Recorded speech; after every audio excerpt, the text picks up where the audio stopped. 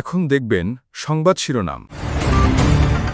আর স্বপ্ন নয়, দেশের উন্নয়নে নেয়া পরিকল্পনা বাস্তবায়ন করবে বিএনপির লন্ডনে বিদায়ী সংবর্ধনায় তারেক রহমান বললেন, দেশের শিক্ষা, স্বাস্থ্য ও বিচার ব্যবস্থাকে ধ্বংস করেছে আওয়ামী লীগ। নির্বাচনে ঋণ খেলাপিদের অংশগ্রহণ ঠেকাতে তৎপর কেন্দ্রীয় ব্যাংক, তথ্য হালনাগাদের নির্দেশনা, খেলাপি মুক্ত হতে যোগাযোগ করছেন অনেকে।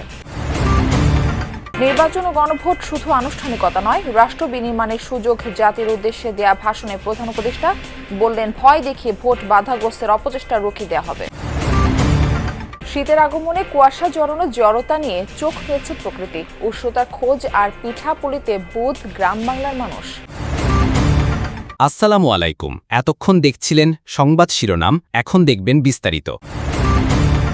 আর স্বপ্ন নয়, দেশকে এগিয়ে নিতে সুনির্দিষ্ট পরিকল্পনা করেছে বিএনপি। 12 ফেব্রুয়ারি নির্বাচনে বিএনপি জয়ী হলে দেশের উন্নয়নের সুনির্দিষ্ট পরিকল্পনা নিয়ে কাজ করা হবে। লন্ডনে বিদায়ী সংবর্ধনা ও বিজয় দিবসের আলোচনায় এসব কথা বলেন তারেক রহমান। তিনি বলেন, আওয়ামী লীগ 15 বছর ক্ষমতায় থেকে দেশের শিক্ষা, স্বাস্থ্য সহ বিচার ব্যবস্থাকে ধ্বংস করে দিয়েছে। বিপুল পরিমাণ অর্থ পাচার করা হয়েছে বলেও উল্লেখ করেন তারেক রহমান। লন্ডনে বিজয় দিবসের আলোচনায় বিএনপির ভারপ্রাপ্ত চেয়ারম্যান তারেক রহমান দীর্ঘ 15 বছরের আওয়ামী লীগ সরকারের দুঃশাসনের চিত্র তুলে ধরেন। তিনি বলেন, হত্যা, নির্যাতন চালিয়ে ক্ষমতায় টিকেছিল স্বৈরাচার। দেশের ছাত্র জনতা জীবন দিয়ে আওয়ামী লীগ সরকারকে ক্ষমতাচ্যুত করে দেশকে স্বৈরাচার মুক্ত করেছে। এখন সময় এসেছে দেশ গঠনের। এই যে স্বৈরাচার ছিল, তারা কিছু জিনিস বানিয়েছিল, কিন্তু সাধারণ মানুষ যখন অসুস্থ হয়, গ্রাম পর্যায়ে, ইউনিয়ন পর্যায়ে, উপজেলা পর্যায়ে, তারা কিন্তু উপজেলা স্বাস্থ্য কমপ্লেক্সে যায়, অন্য জায়গায় কোথাও যায় না তারা চিকিৎসার জন্য। তার মানে মানুষ, প্রান্তিক মানুষ চিকিৎসার জন্য যতটুকু সুবিধা পাচ্ছে, তারা যে যাচ্ছে, তারা কিন্তু সেই বিএনপি যে করে আসছে সেখানেই তারা যাচ্ছে। তারেক রহমান বলেন, আওয়ামী লীগ দেশকে খাদের কিনারায় নিয়ে গেছে। দেশের শিক্ষা, স্বাস্থ্য ও আর্থিক খাত ভেঙে দিয়েছে পতিত সরকার। এখন আর স্বপ্ন নয়, পরিকল্পনা নিয়ে কঠিন পথ অতিক্রম করতে হবে বলে জানান তারেক রহমান।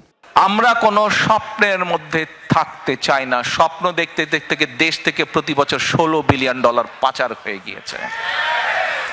স্বপ্ন দেখতে দেখতে দেশের অর্থনৈতিক অবস্থা, দেশের শিক্ষা ব্যবস্থা, দেশের কৃষি ব্যবস্থা, দেশের রাস্তাঘাট, দেশের আইন আদালত, আইন শৃঙ্খলা সবকিছু ভেঙে চুরমার হয়ে গিয়েছে। বিএনপি ক্ষমতায় গেলে দেশ গঠনের নানা পরিকল্পনার কথা তুলে ধরেন তারেক রহমান। তিনি 31 দফা কর্মসূচি তুলে ধরেন। স্বৈরাচার পতনের 2.5 বছর আগে বাংলাদেশের মানুষের সামনে আমরা 31 দফা সংস্কার কর্মসূচি উপস্থাপন করেছিলাম, মনে আছে আপনাদের? ঋণ খেলাপিদের আসন্ন জাতীয় নির্বাচনে অংশ নেওয়া ঠেকাতে তৎপরতা বাড়িয়েছে বাংলাদেশ ব্যাংক। খেলাপি গ্রাহকদের তথ্য হালনাগাদে বাণিজ্যিক ব্যাংকগুলোকে নির্দেশনা দিয়েছে নিয়ন্ত্রক সংস্থা। সেই অনুযায়ী চলছে কার্যক্রম। বিশ্লেষকরা বলছেন, নৈতিকভাবেই কোনো ঋণ খেলাপির নির্বাচনে অংশ নেওয়ার সুযোগ থাকা উচিত নয়। তবে এবার ব্যাংকের ফি বা চার্জ বকেয়া থাকলে কেউ খেলাপি বিবেচিত হবে না। 2026 সালের ফেব্রুয়ারি মাসের 12 তারিখ রোজ বৃহস্পতিবার 300 আসনে ত্রয়োদশ জাতীয় সংসদ নির্বাচনের তফসিল ঘোষণা করেছে নির্বাচন কমিশন। ঘোষণা অনুযায়ী 12 ফেব্রুয়ারি অনুষ্ঠিত হবে ভোট গ্রহণ, আর মনোনয়নপত্র দাখিলের শেষ দিন 29 ডিসেম্বর। সঞ্জিদা ইসলাম তুলি, ঢাকা 15। এরই মধ্যে দলীয় প্রার্থিতা ঘোষণা করেছে বিএনপি, জামাত, এনসিপি সহ বেশ কয়েকটি রাজনৈতিক দল। এর বাইরে সম্ভাব্য প্রার্থীরাও শুরু করেছেন নির্বাচনী প্রচারণা। আইন অনুযায়ী কোনো ঋণখেলাপি জাতীয় নির্বাচনে অংশ নিতে পারবে না।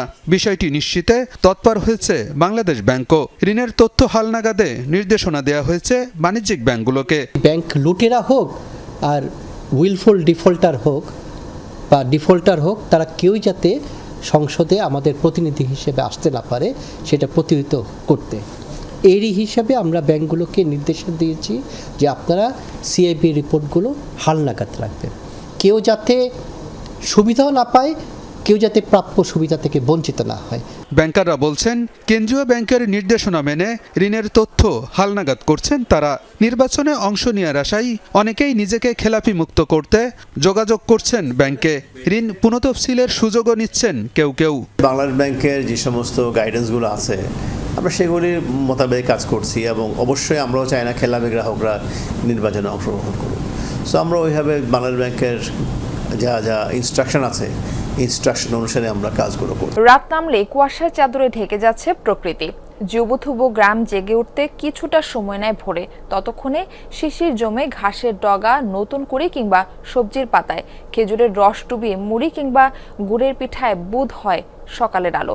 গ্রামে গ্রামে আগুন পোহানো, জলাশয়ে পরিযায়ী পাখির রাজ্য, ঝুপ করে সন্ধ্যা নেমে যাওয়া হিমেল রাতের পূর্ণিমা জানিয়ে দিচ্ছে শীত নেমে গেছে পুরো মাত্রায়। কুয়াশার চাদর জড়ানো প্রকৃতি আড়মোড় ভাঙছে অলস সকালে, ঘুম ভাঙছে চিরায়ত গ্রাম বাংলার। ভোরের বাতাস মালুম দেয় শীতের, উত্তরের হাওয়ায় জুবুথুবু প্রাণ প্রকৃতি খোঁজে উষ্ণতা। শীত নেমেছে দেশের সবচেয়ে উত্তরের জনপদ তেঁতুলিয়ায়।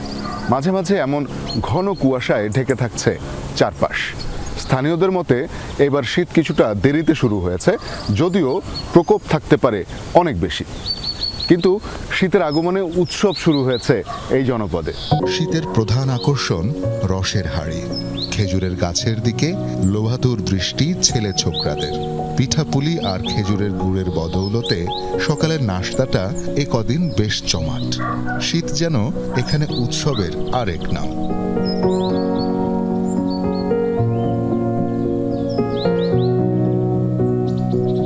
আমাদের তো এটা মনে করেন প্রাকৃতিক সাথে মিশে গেছে, আমাদের আর উপভোগ কি। আগাম শীত আসে নাই, এবারে বেশি অনুভব হইতেছে।